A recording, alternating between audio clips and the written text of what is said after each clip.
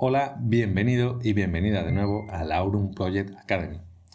Tengo que reconocer que el vídeo de hoy para mí es un vídeo súper especial.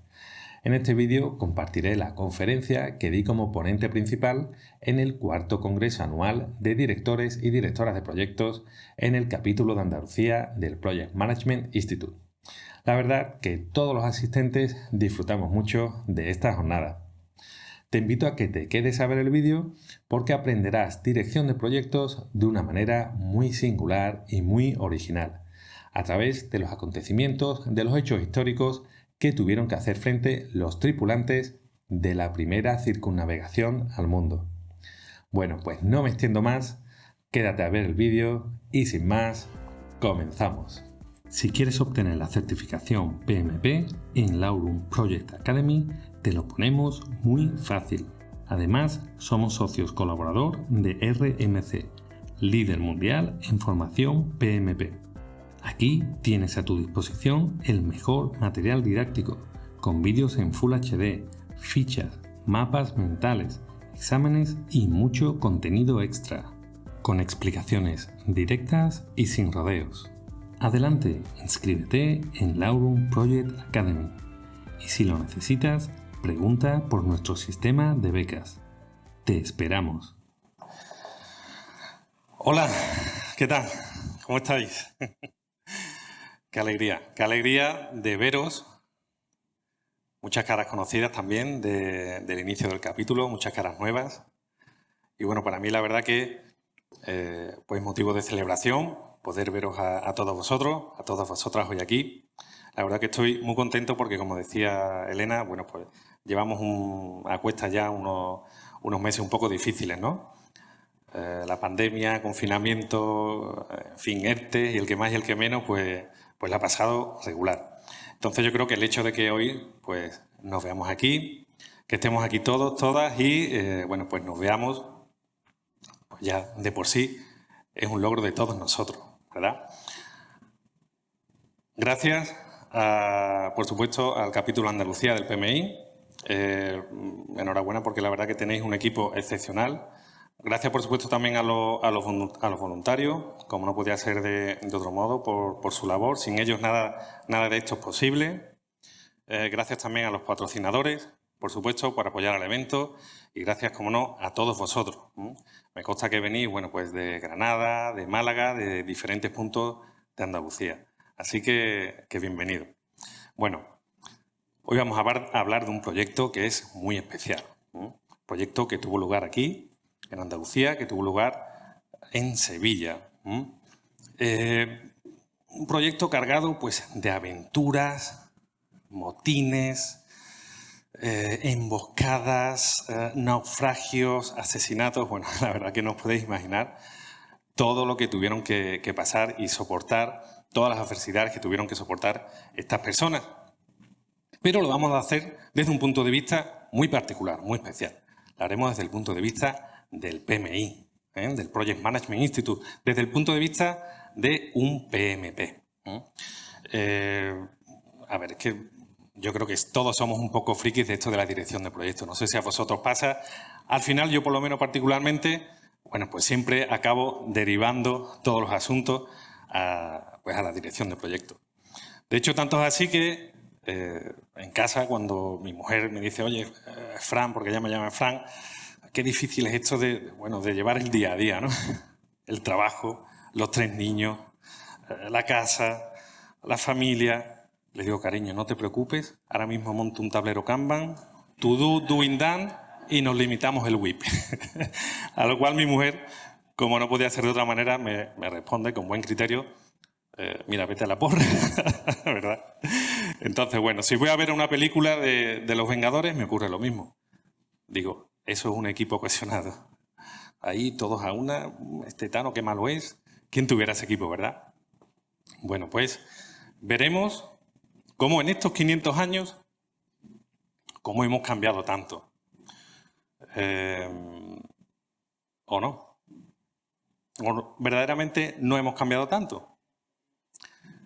Y las dinámicas que en última instancia gobiernan los proyectos que dirigimos, pues son universales. universales y atemporales.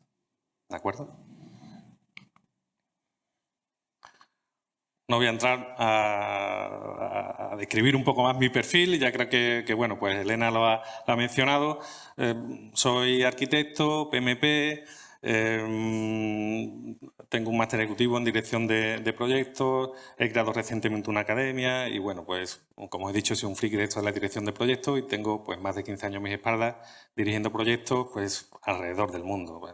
Reino Unido, Sudáfrica, Arabia, Chile y por supuesto España, ¿no? Bueno, quiero entrar ya directamente en materia y bueno, vamos a ver un poco el contexto en el que tuvo lugar, por qué se dio lugar este proyecto. Este proyecto que partió de aquí, de Andalucía, partió de Sevilla. Lo que nosotros conocemos en el alcohol como los FAE, ¿no? Los factores ambientales que van también a influir mucho en el proyecto de Magallanes, en este caso. Bueno, pues todo tiene su origen en algo, el motor de toda esta serie de proyectos, de exploraciones, de descubrimiento de nuevos mundos, desconocidos hasta aquel momento para Occidente, pues es algo tan simple como las especias. Las especias que en aquella época pues, tuvo un valor pues muy, muy elevado. Fijaros que hoy en día nosotros nos acercamos pues, a cualquier supermercado y podemos adquirir pues, canela, clavo, pimienta a un precio, pues, nada, no tiene casi apenas valor, ¿no? Muy accesible. Pero en aquella época se convirtió en algo muy preciado, ¿eh? Tened en cuenta que pues no tenían refrigeradores, no tenían frigoríficos, entonces se utilizaba mucho pues, para condimentar los alimentos y para conservarlos. ¿Por qué adquirió tanto precio? ¿Este precio fue tan elevado? Oye, pues la ruta tradicional que en aquel momento se utilizaba, que es esta que vemos aquí en pantalla, tras la caída de Constantinopla y la toma de control del Mediterráneo del Imperio Otomano, se bloquea.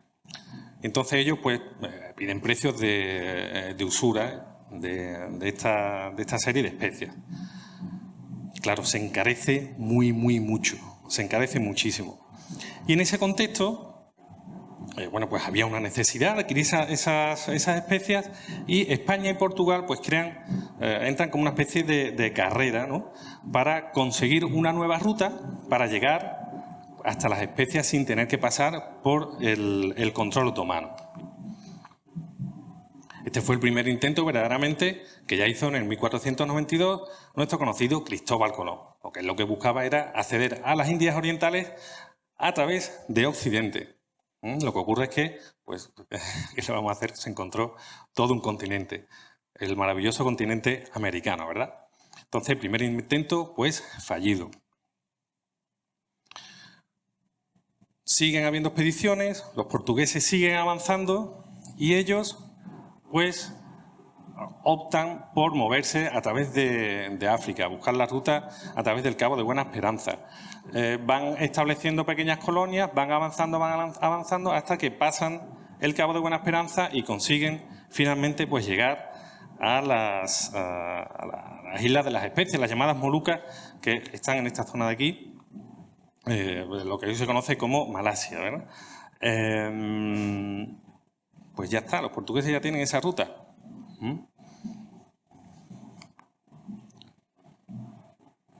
Segundo aspecto importante, el famoso Tratado de Tordesillas, que divide el mundo en dos. Se estaban descubriendo nuevos territorios y se decide, pues, partir por la mitad, llegar a una especie de acuerdo, que luego después ninguno de los dos cumplirían, en el cual, pues, a Portugal le pertenece una parte y a España le pertenece otra. La parte, bueno, pues morada, que está más resaltada, es la parte que corresponde a Portugal. Básicamente, quiero que sepáis que en aquel entonces este era el mundo conocido. Se conocía un poco del Golfo de México, un poco del Mar del Caribe, toda la costa del Caribe de Colombia, Venezuela y un poco de Brasil, hasta casi la desembocadura del Río de la Plata. Entonces, Portugal lo tiene muy sencillo. Yo ya tengo mi ruta, en mi parte del Tratado de Tordesillas, si alguno quiere buscar otra ruta, pues desde luego ese no voy a ser yo. Yo ya lo tengo todo mucho más sencillo. Y otro aspecto importante es, oye, ¿por qué tiene lugar, por qué sucede todo aquí? Sevilla en aquel momento, bueno, pues tenía el monopolio del comercio con las Américas. Se designó Sevilla no por que fuera muy particular, sino, bueno, pues porque era mucho más fácil, al ser un puerto fluvial interior, pues controlar qué era lo que pasaba. Que pasaba, bueno, pues todas esas mercancías que llegaban y salían hacia las Américas. Y se creó aquí en Sevilla algo que también es muy importante, la Casa de Contratación, el llamado Archivo de Indias, que por aquel entonces estaba en los Reales Alcázares. El actual Archivo de Indias es un edificio posterior. Este edificio pues también jugará, bueno, pues este edificio, esta institución, jugará un papel fundamental. ¿Por qué? Porque se convirtió en un polo de conocimiento, en un polo tecnológico. Ya estamos viendo, ya conocemos lo importante que es la tecnología en estos días. Bueno, pues en aquella época igual. Todo este contexto de una necesidad de crear unas nuevas rutas fue posible gracias a todos los avances tecnológicos de aquella época. No pensemos que esto era un poco más que unos locos, se montaban en un barco y se echaban a la mar. Nada de eso. En aquel momento estamos hablando de que eran la élite, personas muy preparadas, con mucha experiencia y muy formadas, las que, bueno, pues capitaneaban y realizaban estas expediciones. Se hizo grandes avances en los instrumentos de navegación, de posicionamiento, en cartografía y, por supuesto, en las naves que utilizaban. La verdad que es una suerte que podamos tener una réplica de la nave Victoria, que posteriormente, si el tiempo lo permite, bueno, pues podremos visitar, porque fue este conjunto de aspectos lo que facilitaron y produjeron, bueno, pues que efectivamente se pudieran realizar estos descubrimientos, ¿verdad? A ver, yo pertenezco al mundo de la construcción. Me sorprendió mucho también que en aquella época, como os digo, en la Casa de la Contratación ya se creó una escuela naval que fue referente en toda Europa. Había un maestro que enseñaba a los capitanes pues las artes, las técnicas de navegar. Había un maestro también cartógrafo que le entregaba a cada capitán pues el mapa, que tenía que utilizar en sus expediciones. Con la última revisión, lo que se conoce, los que trabajamos en construcción, pues el plano IFC, última revisión para construir. Pues ello era igual. Si no utilizaban ese plano, incluso podían sufrir penas económicas, les multaban. Y había también un maestro instrumentista, un experto que realizaba todos los instrumentos y los calibraba para que efectivamente pues funcionaran bien. No pensemos que, bueno, pues como os digo, estos se echan a la mar y andan a correr. Porque, como podéis imaginar, había mucho interés en juego y había mucho dinero en juego. Si nos fijamos en esta gráfica del PMI, esto es del Pulse of the Profession de 2021, PMI identifica en celeste, en cian, las empresas que tienen mejor desempeño en la ejecución de los proyectos.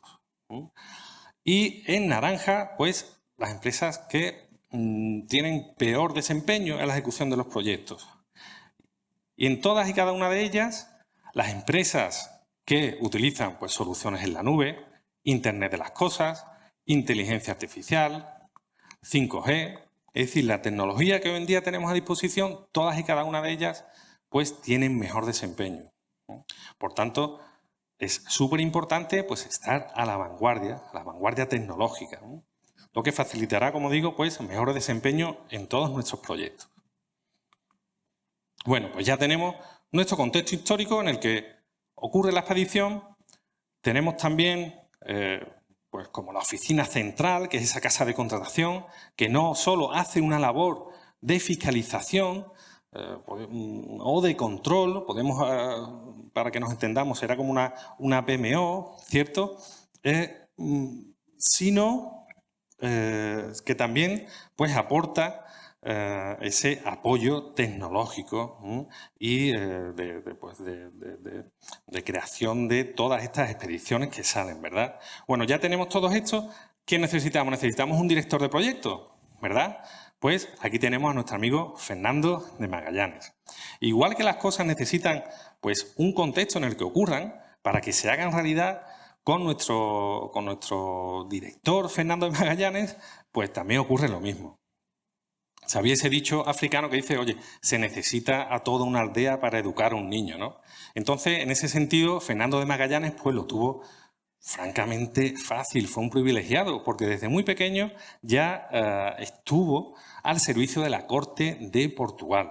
Pasó parte de su infancia y parte de su juventud trabajando para el rey de Portugal, lo cual le permitió pues, estar en contacto con todos esos navegantes portugueses que bueno, pues, traían noticias de nuevos territorios que iban conquistando, de cartografía, de nuevas especies, en fin. Entonces eso despertó esa curiosidad en este chico, que posteriormente, por supuesto, le acompañó en el resto de su vida. Ciertamente, Fernando de Magallanes, pues bueno, es una persona extraordinaria. Y las personas extraordinarias, como siempre, pues hacen cosas extraordinarias. Simplemente un par de apuntes. Bueno, pues era una persona culta. Los directores del proyecto, lógicamente, tienen que ser personas con una cierta formación. Se forma en astronomía, en navegación, aprende a orientarse con astrolabio, cartas de navegación. Y luego, por otro lado, pues, oye, también tiene experiencia. Ya había hecho más de una expedición, había llegado incluso hasta las Molucas, se había traído al famoso esclavo Enrique, en fin, una persona que ya estaba curtido, estaba en la madurez de su profesión y estaba en el momento ideal para realizar pues la expedición, la primera circunnavegación al mundo. Fijaros qué curioso, porque estos son, pues oye, prácticamente los dos requisitos básicos que nos pide el PMI si queremos ser elegibles como PMP. Nos pide primero, oye, tienes que ser una persona formada, y nos pide pues un mínimo también de experiencia, ¿no? Pues Magallanes, ni corto ni perezoso, coge su business plan, coge su plan de negocio, consistente en buscar esa ruta por Occidente hacia las Molucas, y se viene a Sevilla. Primeramente se lo plantea al rey de Portugal y claro, el rey de Portugal, lo que os he comentado antes, oye, esto está muy bien, yo ya tengo mi ruta. Además, es una ruta que está en mi parte del Tratado de Tordesillas. Que se arriesgue otro, si quiere buscar otra ruta. Y se viene aquí a Sevilla. Le planta su proyecto a la casa de contratación, a esa PMO central, esos servicios centrales. Y le dicen que no.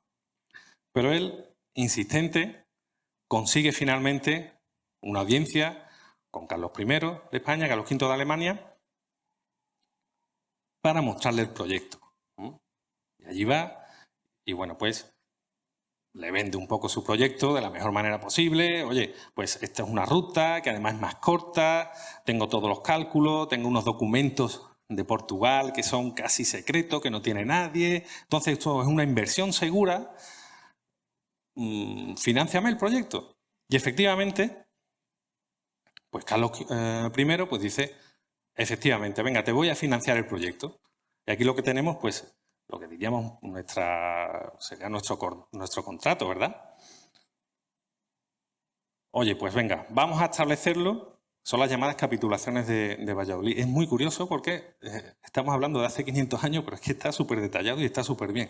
Todo esto, para el que esté interesado, la verdad que está publicado y está traducido, porque la verdad que la letra sí pues, es poco legible y es súper interesante de ver.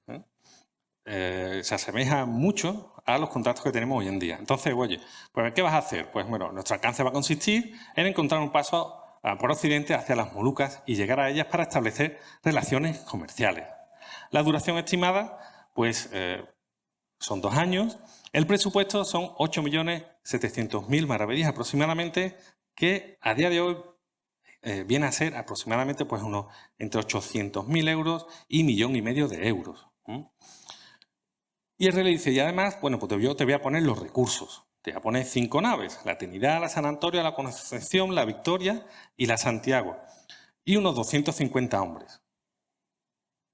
Aparte luego pues ellos dicen, oye, pues si consigue tantas islas, pues tantas para ti, tantas para mí, ¿no? Pero el grueso del contrato, el pie del contrato, digamos que es esta es la idea principal. Los hombres también, dependiendo del, bueno, pues de la bibliografía que consultemos, pues también varía, porque en el archivo de Indias no hay un único dato concreto, varía de 236, 247, 250, 65, pero nos quedamos en torno a esas cifras, esos 250 hombres. Muy bien, estoy de acuerdo. Vete para Sevilla corriendo y en el plazo de un año vete a la casa de la contratación y en el plazo de un año tienes que estar saliendo con las naves. También fijaros la importancia de Carlos I, porque al final tiene que haber en todo proyecto alguien que ponga su dinero, alguien que financie nuestro proyecto.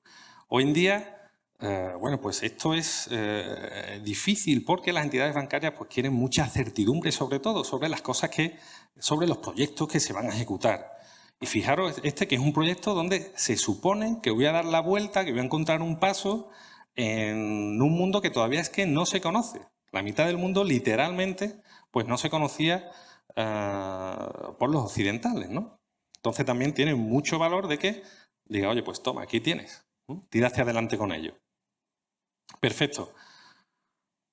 Ya tenemos nuestro proyecto, nuestro alcance, está todo ejecutado y damos el pistoletazo de salida. Salimos de Sevilla el 10 de agosto de 1519. Hacemos una pequeña parada también en Sanlúcar, donde se continúa con los trabajos de avituallamiento.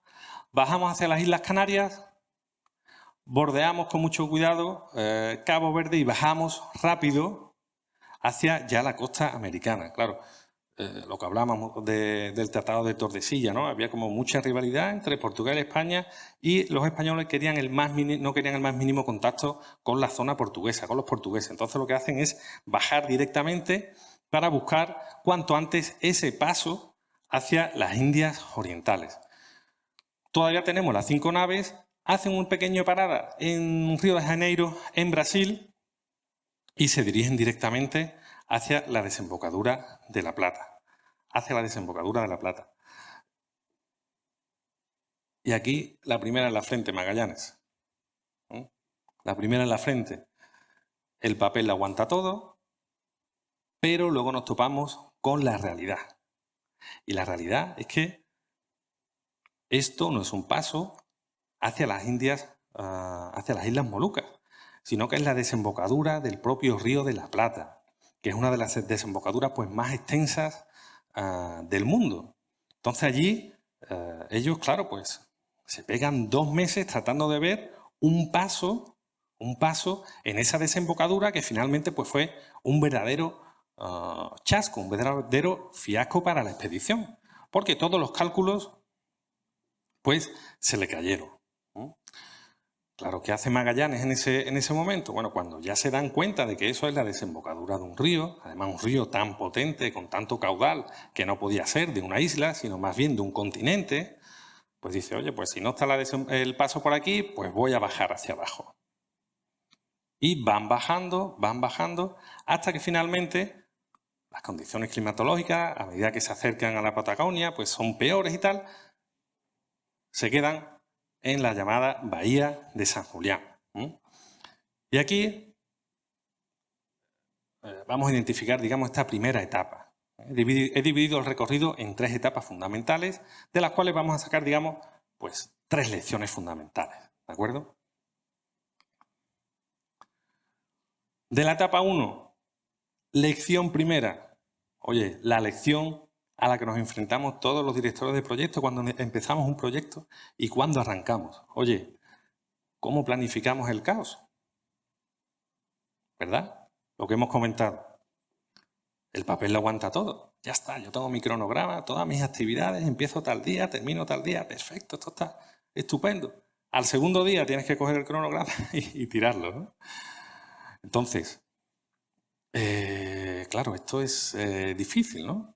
¿Qué hemos estado haciendo? ¿Qué ha estado haciendo el PMI? El PMI en los últimos 50 años lo que ha tratado de hacer, o lo que hemos tratado, perdón, lo que hemos tratado de hacer es esto, es planificar el caos.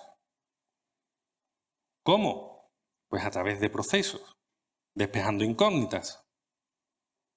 Despejo el mayor número de incógnitas posible, despejo todos los riesgos que pueda, con la esperanza de que yo pueda realizar el camino y mi plan se cumpla según lo he planeado. Pero claro, es que la realidad es muy tozuda. Entonces siempre fallábamos, siempre nos equivocábamos. Claro, en cada versión del PMBOK metíamos más procesos porque no cubríamos la realidad.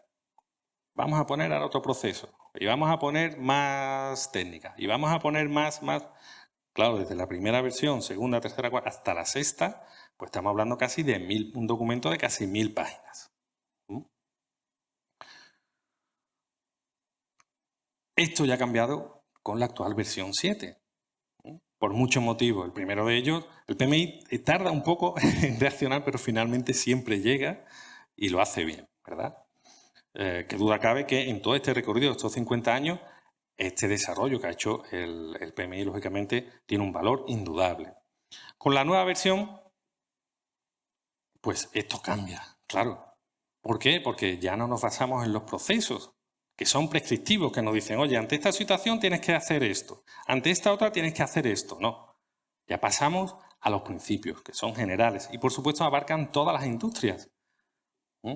¿Por qué? Porque, bueno, pues eso ahora lo llamamos, está muy vinculado, lo llamamos agilidad, ¿no? Son a partir de los 90, sobre todo a partir del 2000, con el manifiesto ágil, pues la agilidad se dio cuenta, los entornos ágiles, los entornos de las tecnologías de la información, se dio cuenta que los procesos pues no iban con la forma que tienen de hacer proyectos. Entonces, pasamos de los principios a los procesos.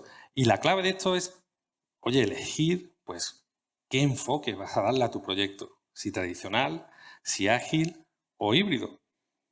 Que, por cierto, yo no sé vosotros, yo todavía no conozco, al menos no me he topado con ninguno, con un proyecto que sea 100% tradicional o con un proyecto que sea 100% ágil.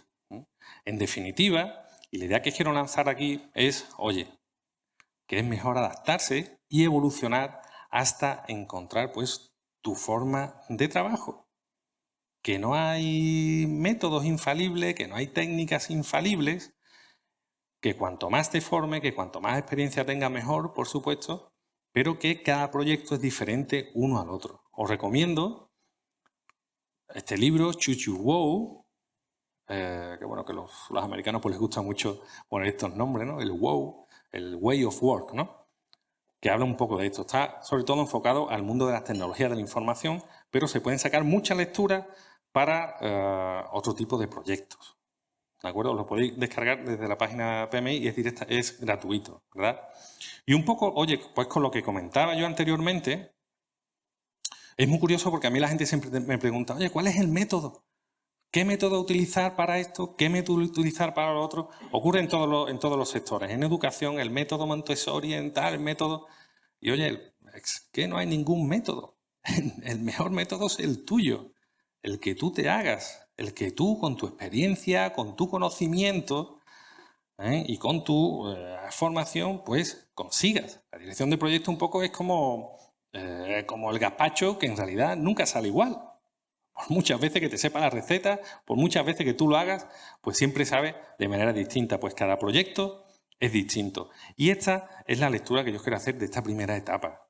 Porque es, digamos, el primer problema que todos los directores de proyectos pues nos enfrentamos cuando empezamos un proyecto. Es adaptarse.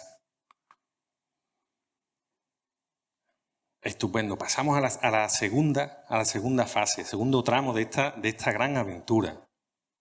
Oye, Magallanes, bueno, pues el tiempo la verdad que se estaba poniendo cada vez peor, las provisiones escaseaban y decide, bueno, pues vamos a esperar un poco en la bahía de San Julián, vamos a resguardarnos unos meses a ver si el tiempo mejora y continuamos la ruta, ¿verdad? Claro, allí se pegan 6 meses en esta bahía, ¿verdad? Y en estos 6 meses, pues el liderazgo de este hombre, de Magallanes, pues la verdad que se debilita mucho. Ya sabemos lo que hacemos las personas cuando no tenemos muchas cosas que hacer, ¿no? Es que pensamos, ¿no? Eso lo sabían mucho también los romanos con sus legiones, ¿no? Que trataban siempre, cuando los licenciaban, de tenerlas ocupadas con diferentes cosas porque podían ser un verdadero problema, ¿no? Pues aquí, en cierto modo, ocurre lo mismo. El liderazgo de Magallanes se ve muy cuestionado, sobre todo por la parte de los españoles, hasta que ocurre un hecho que es verdaderamente pues trágico y que estuvo a punto pues de truncar esta expedición. Y fue un motín que tuvo a bordo, que tuvo Magallanes en la bahía de San Julián. Estamos en el mes de marzo, pasan unos meses y en el mes de agosto pues hay un motín. En este motín, bueno, pues Magallanes consigue aplacarlo, consigue controlarlo, y en este motín pues muere durante la batalla uno de los capitanes, otro de los capitanes es condenado y 2 personas, un noble español y un clérigo, pues son abandonados, no los mata, tiene clemencia y los deja abandonados en la Patagonia, ¿vale? Son condenados 47 personas a muerte. Es lo que marcaba, digamos, la ley. Si haces un motín, te arriesgas de que si no ganas, pues la condena es a la muerte. Claro, Magallanes dice, no puedo quedarme en mi equipo. Sí, yo condeno a muerte a todas estas personas, que me quedo sin tripulación para continuar con la navegación. No olvidemos también que una de estas personas era Juan Sebastián Elcano, que fue uno de los que participaron en este motín, y que Magallanes, bueno, finalmente no lo termina condenando a muerte, sino que sigue adelante con la expedición. Bueno, pues siguen adelante, ocurre este motín y ya no espera más tiempo y prácticamente a los 2 o 3 días pues se echa otra vez a la mar y trata de buscar este paso, el famoso paso del Estrecho de Magallanes. Aquí se pegan como unos 2 meses buscando por las diferentes bahías, las diferentes ensenadas, de buscar ese camino para salir hasta el Pacífico. Finalmente lo consigue. Imaginaros, ya gran parte del proyecto, del alcance del proyecto lo habían conseguido, que era buscar ese paso, ¿verdad? Ahora tienen que llegar a las Islas Molucas. Claro, ellos pensaban que el Océano Pacífico pues no era un océano, era un mar, ¿no? De hecho, ellos lo llamaban por aquel entonces el Mar del Sur, no lo llamaban todavía Océano Pacífico, ¿de acuerdo? ¿Qué ocurre? Claro que nuevamente los cálculos estaban mal, los cálculos eran erróneos. No era un mar, sino que era todo un océano. De hecho, era el océano más grande del mundo, es el océano más grande del mundo. Y aquí la verdad que caían como moscas. ¿Por qué? Porque ya escaseaban los alimentos, llegaron las enfermedades, llegó el escorbuto. Fijaros que ya, por cierto, no tenemos 5 naves, ya solo nos quedan 3. 2 de las naves, una de ellas tratando de buscar un paso en el Estrecho de Magallanes, encalló, y la otra, por cuenta propia, decidió darse la vuelta y volver a España. Ya solo nos quedan 3 naves de las 5 que teníamos. Bueno, finalmente llegan aquí a una serie de islas hasta que consiguen llegar a las Filipinas en marzo ya de 1521. Entonces, esta etapa es una etapa fundamentalmente marcada por el liderazgo, en la cual ocurren 2 hechos que son trágicos y que marcan la expedición. La primera de ellas hemos visto que es el motín, y la segunda de ellas ocurre ya en las Filipinas. Cuando llegan empiezan a establecer relaciones comerciales con los diferentes pueblos de la región, y uno de ellos dice que sí, que se somete a la corona española, pero que previamente pues tiene que ir al vecino aquel que le está haciendo la puñeta todos los días y que Magallanes tiene que acercarse y, bueno, pues luchar contra ellos, ¿no?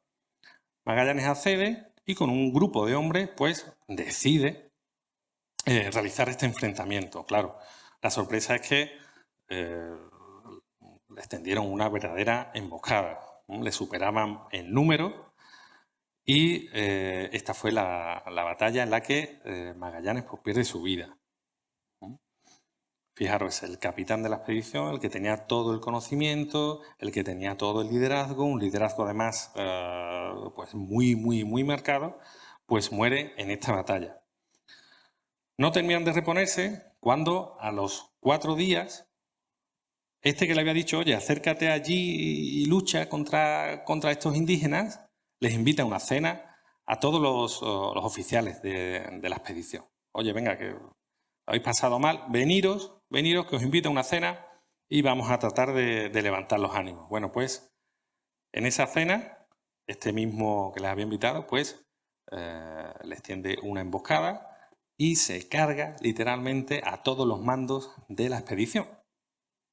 4 días después de la muerte de Magallanes. Ustedes imaginaros, con todo lo que llevaban ya cargado a sus espaldas, resultan ahora que de golpe y porrazo, justo cuando ya están prácticamente, bueno, pues llegando al destino final, pues todo su mando, todos los mandos, pues caen en esta emboscada, ¿no? Por eso digo que es una etapa, sobre todo, fundamentalmente, marcada por el liderazgo o el cambio de liderazgo, que siempre es necesario.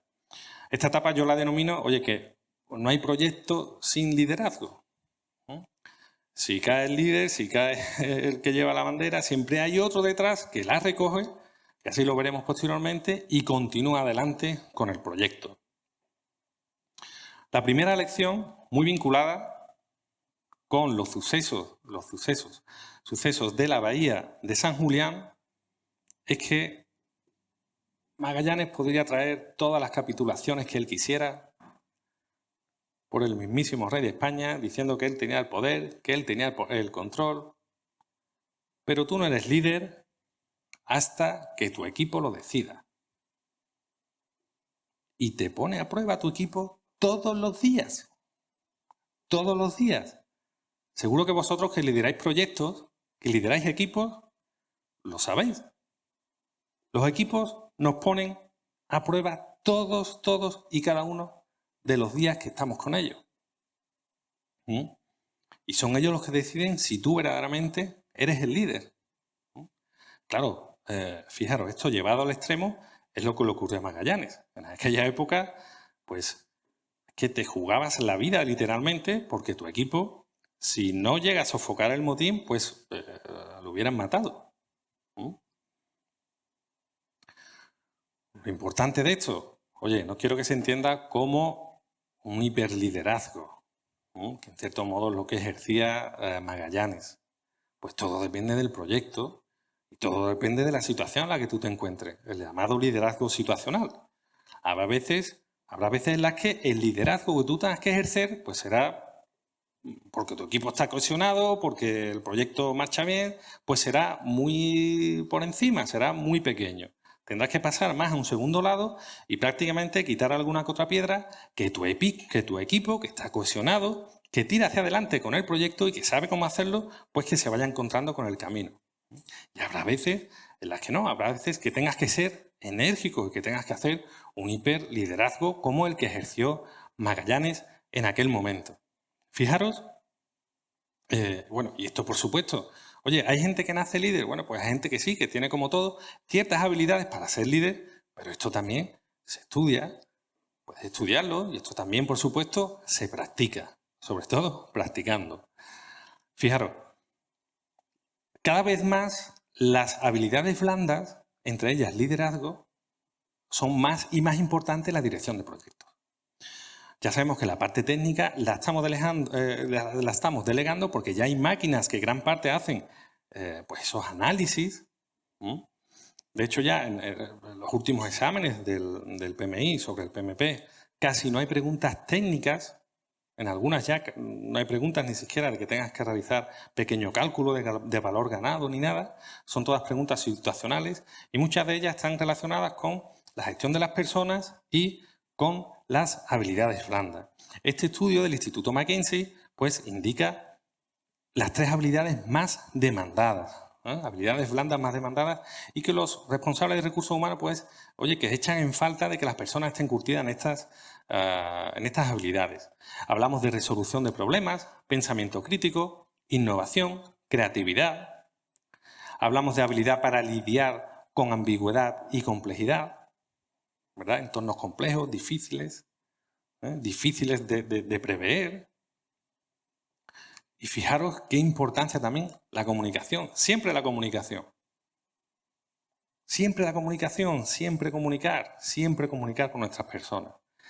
Y aquí, con la comunicación, bueno, pues quiero traeros a un ejemplo de una persona que para mí es el mejor líder que yo he conocido pues, en lo que llevo de carrera. He conocido a muchos de ellos, pero, bueno, la verdad que este hombre despuntaba sobre todo los demás. Y era una gran persona que sabía cómo comunicar con su equipo. Me refiero a este hombre que tenemos aquí, concretamente. Se llama José Tallón, y precisamente es de Filipinas. Aproximadamente tiene esta altura, pero tiene un liderazgo que es verdaderamente excepcional. Os comento un poco. Este proyecto tuvo lugar en Arabia. Aquí estamos realizando, esta empresa tenía que realizar la construcción de una serie de tanques de diésel. Este era uno de estos tanques, no sé si se aprecia bien, pero ¿veis aquí este punto de luz? Esos son 2 hombres haciendo soldadura y aquí se ve, la imagen no se ve muy bien, pero pues esta es la silueta de uno de los hombres. Cada tanque de estos tiene la capacidad de albergar 21.000 metros cúbicos de diésel, ¿vale? Que equivale aproximadamente a 7 piscinas olímpicas. Son una auténtica barbaridad, son unos auténticos monstruos de tanques. Bueno, el caso es que iba un poco retrasado.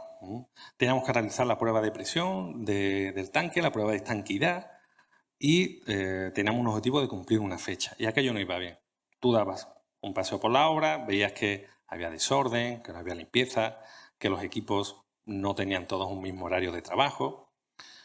Entonces nos reunimos con la subcontrata, oye, que esto no va bien, que así que no llegamos y tal, y nos dice, no, pero no te preocupes que va a llegar una persona que es un crack, este hombre. Y bueno, pues vamos a verlo. Y efectivamente fue cuando llegó este hombre y de buenas a primeras aquello vemos que empieza a tener orden, que empieza a haber control, que los equipos entran y salen todos a la misma hora, que conseguimos avances. Entonces, pues, claro, yo empiezo a interesarme, esta persona, ¿cómo lo hace, no? Y empiezo a unirme a él. Fijaros, esto es una de las charlas de tajo que tiene con su equipo. En estos proyectos nosotros solemos utilizar todos los días, es algo muy impulsado sobre todo por el Departamento de Prevención, pues charlas de tajo, que en este caso se llamaba Toolbox Talk, ¿vale? En el cual, bueno, pues se habla de las medidas de seguridad,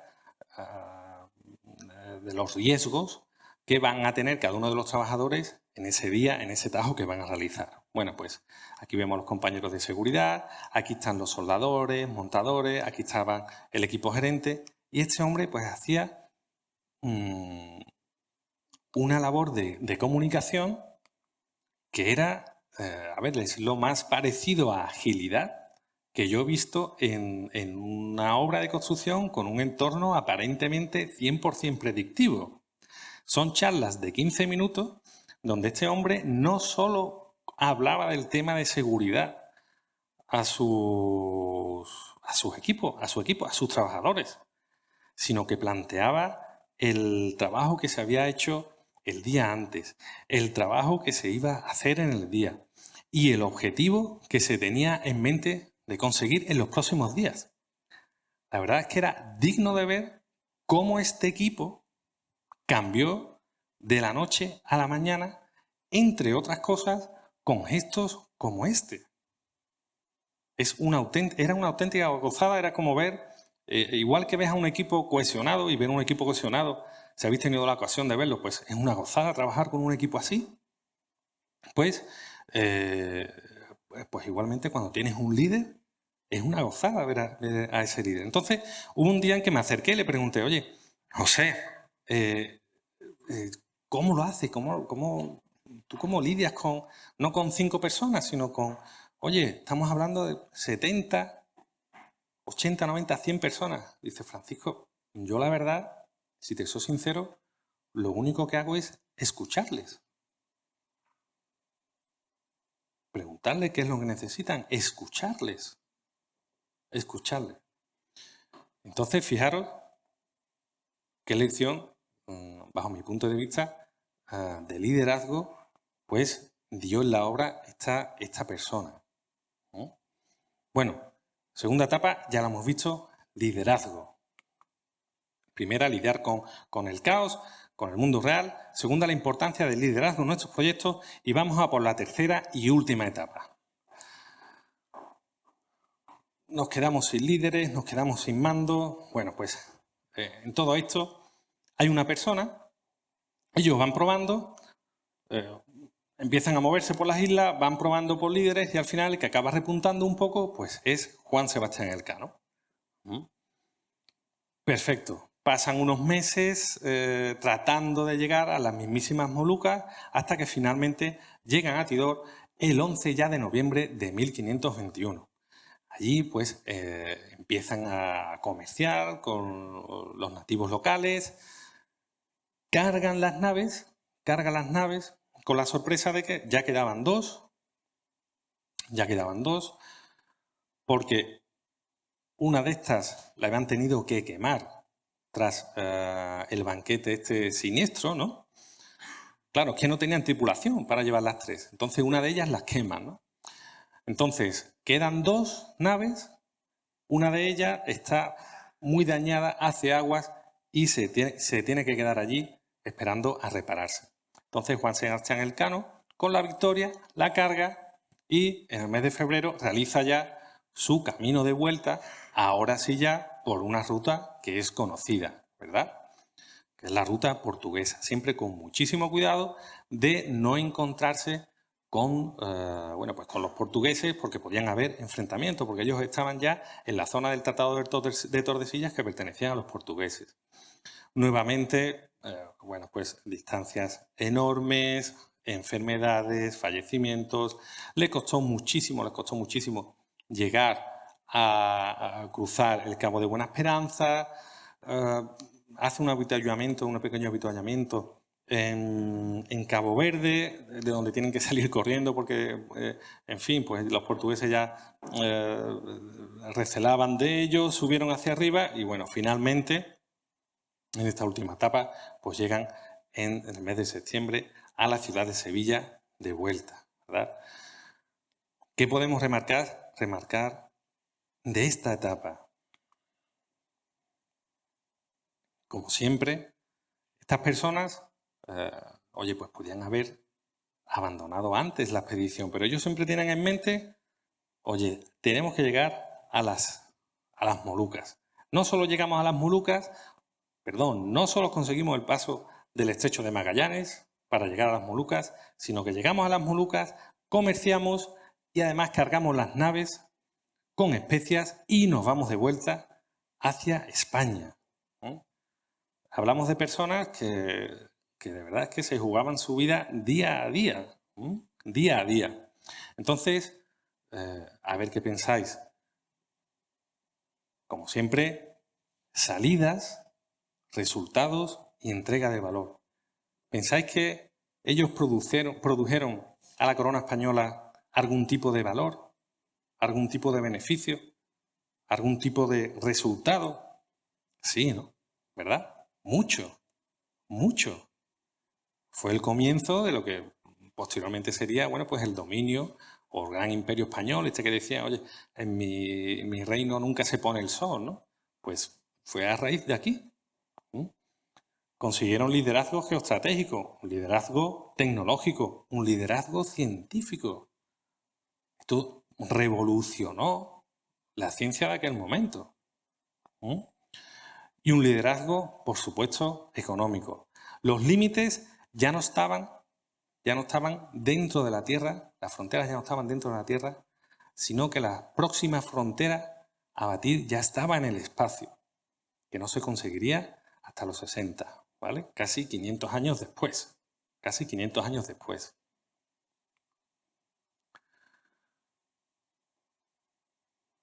Aplicado a los proyectos, como siempre, pues tenemos que estar alineados con la gobernanza de nuestras organizaciones. Tenemos que tener una visión sistémica del portfolio, de los programas, de los proyectos, siempre enfocados a esa visión estratégica que ellos, la verdad, tenían. Y los proyectos y las expediciones que tenían estaban alineados con esa visión estratégica que tenía la corona española. Todos y cada uno de los proyectos. Y, por supuesto, hay que entregar valor, porque muchas veces nos enfocamos mucho en producir esas salidas, pero luego no nos paramos, oye, es que lo que estoy haciendo, ¿esto genera algún tipo de beneficio a mi compañía? No, es que no genera beneficio, es que todo lo contrario, es que genera, pues pero no sigas por ahí, ¿verdad? Entonces, como digo siempre,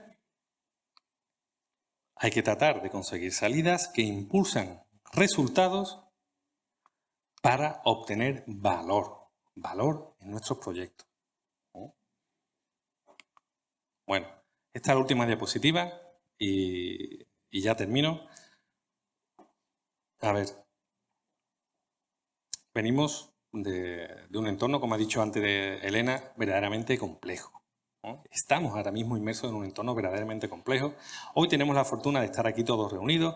Parece ser que la sexta ola la tenemos ya a las puertas. Y los retos a los que la humanidad, no ya como país, porque ya los retos no son a nivel nacional, los retos hablamos de retos civilizatorios, verdaderamente.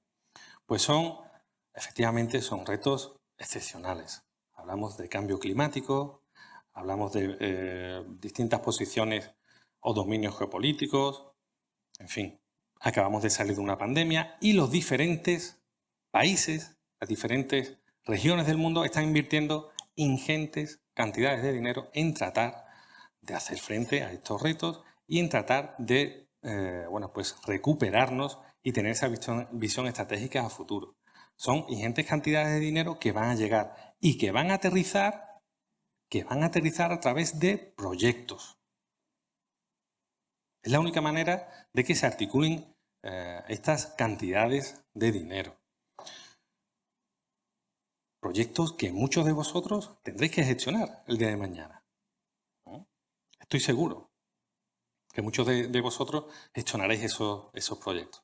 Por tanto, al igual que Magallanes, estoy convencido de que todos y cada uno de vosotras, pues sois personas extraordinarias, que podéis conseguir cosas verdaderamente extraordinarias. Nada más.